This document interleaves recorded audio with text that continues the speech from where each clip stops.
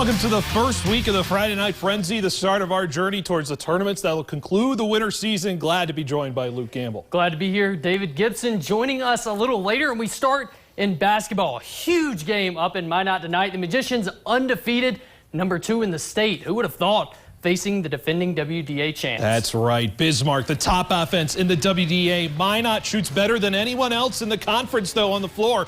Late in the first half, Bismarck's Trey Eaglestaff surveying and finds a Riley Schumacher in the corner, and the rainbow three is up and good.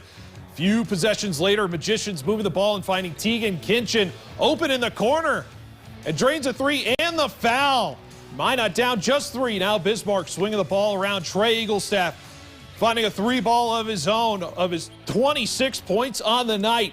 Now time winding down in the half. Minot's Eric Wentz drives and finds a cutting Derek Dissett. He'd be the leading scorer with 27 on the night. Minot taking the lead, but Bismarck comes back and wins 84-76. Over to Legacy, a top 4 match in the WDA. Legacy, the Sabres hosting Mandan.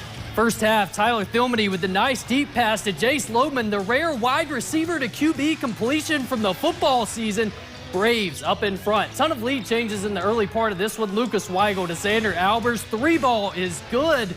Legacy back on top. A weird play here, though. Lodeman with his pass deflected right back to him inside to Jonathan LaFleur. Mandan builds their lead to 5, and they would hold on to that lead, winning 72-63. These two schools facing each other on the girls' side. Legacy coming in as the #5 team in the state. End of the first half here, Legacy breaking down the Mandan press. A wide open Halen Weigel there for all three of those. Legacy lead to double digits, but Mandan making a push. Sydney Gustafson calling her own number to the bucket.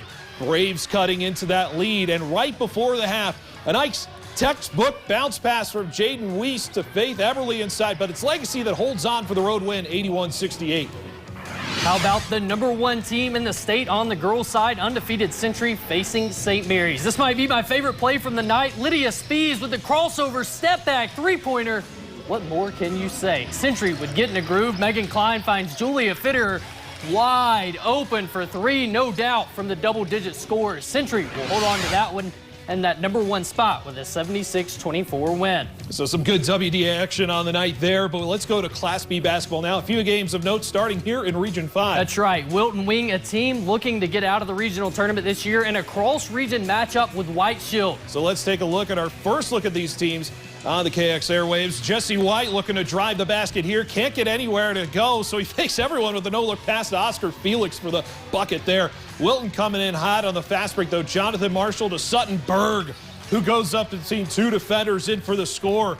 White again, though, from White Shield, trying to drive the basket, decides to flip the ball behind, and Carson Calhoun eventually ends up with the corner three, and White Shield would run away with this one in the second half, 71-46. Man, some crazy passes there. Up north in Region 6, Nedros Cardinals hosting the Velva Aggies. Aggies' Jersey Selzler passes to Tristan Brewer, finds Caden Chadwick, and he sinks the corner jumper. Flex for it. Later, Selzler tops it to Adam Shep, who pulls the top off the key three, and it is good. Aggies win 51-33. A lot of good games there, but